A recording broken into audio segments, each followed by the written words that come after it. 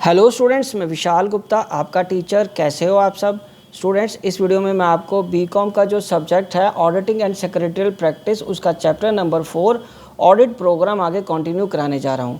Students, इससे पिछले topic इस चैप्टर के और बाकी पिछले 3 चैप्टर इससे पहले जो हैं वो मेरे चैनल पे मैंने प्लेलिस्ट में अपलोड किए हुए हैं। आपने यदि अभी तक मेरा चैनल सब्सक्राइब नहीं किया हो तो आप मेरे चैनल को सब्सक्राइब करके वहाँ से वीडियोस देख लीजिए और अपना कोर्स कंप्लीट कर लीजिए। तो चलिए स्टार्ट करते हैं। Examples of an audit programme. So audit programme हम कैश के लिए कैसे करेंगे, एक ऑडिटर को क्या करना पड़ेगा कैश के ऑडिट करते वक्त, प्रोग्राम क्या बनाना पड़ता है। पहले नंबर 1 पे account for numerical sequence of cash receipts and payments.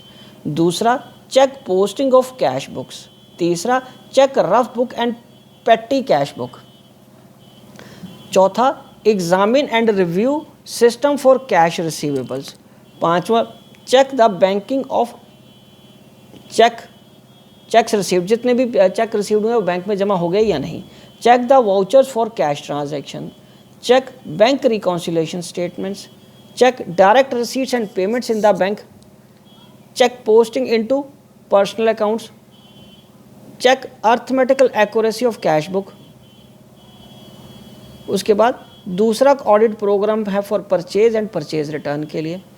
पहला है examine and review system for purchases. दूसरा, check authority and authentication for ordering goods. और उसके बाद तीसरा इसका पॉइंट क्या आएगा, check invoices and compare the order book and goods inward book. चौथा, check the approval of the goods by the department ordering it. ठीक है जी, तो ये परचेज के वक्त ध्यान रखना। In case of columnar day book, check cost. Check the entries in stock register. ठीक है, तो बेटे अब तीसरा हम डिस्कस करेंगे audit programme for sale and sales return. उसके लिए ऑडिट प्रोग्राम कैसे बनेगा, review and check the system from the stages of customer orders to the ultimate receipt of cash. Number 2, check representative number of entries in sales day book. Number 3, check the entries for sale tax if any.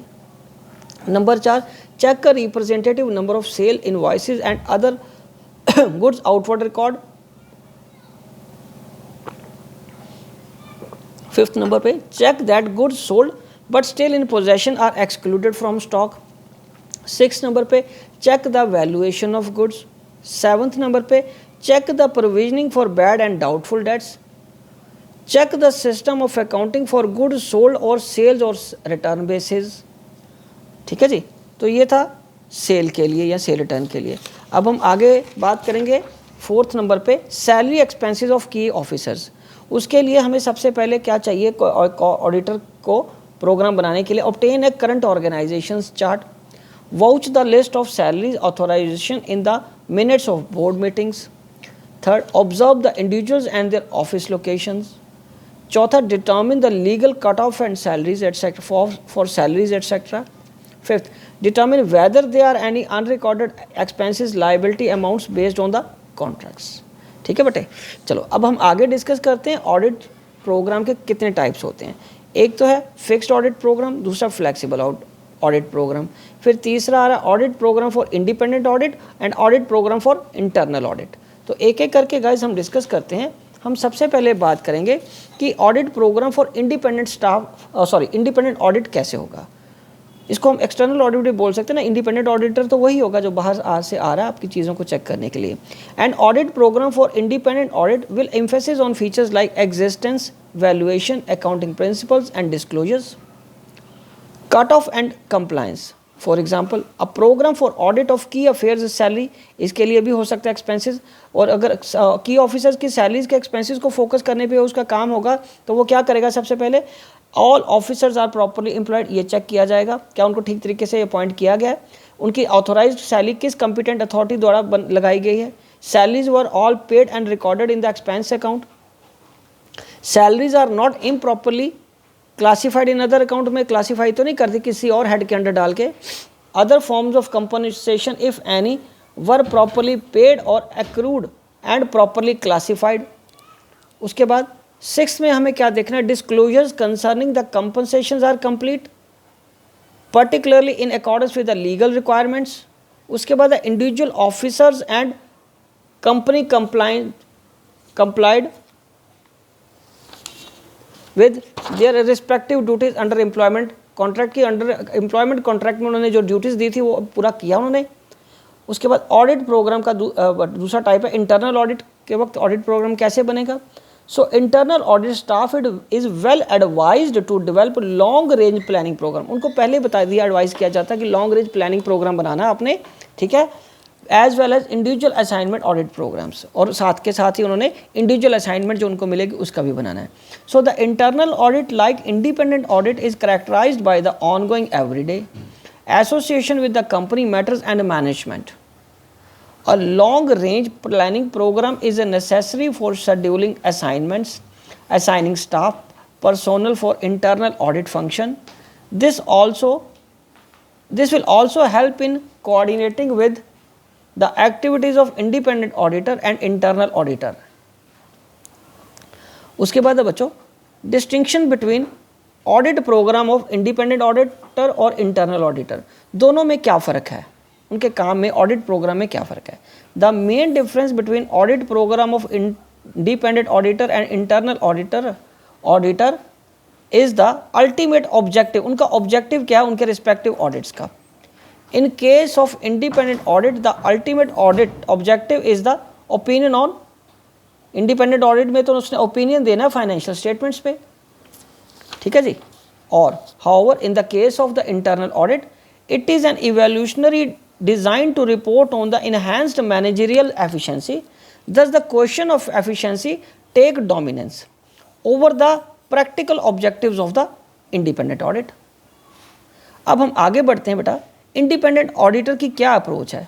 Review करेगा वो internal check को, review legislations concerning various deductions, analyse distribution of labour cost to operating and overhead areas, examine wage rates and related matters defined in the union government.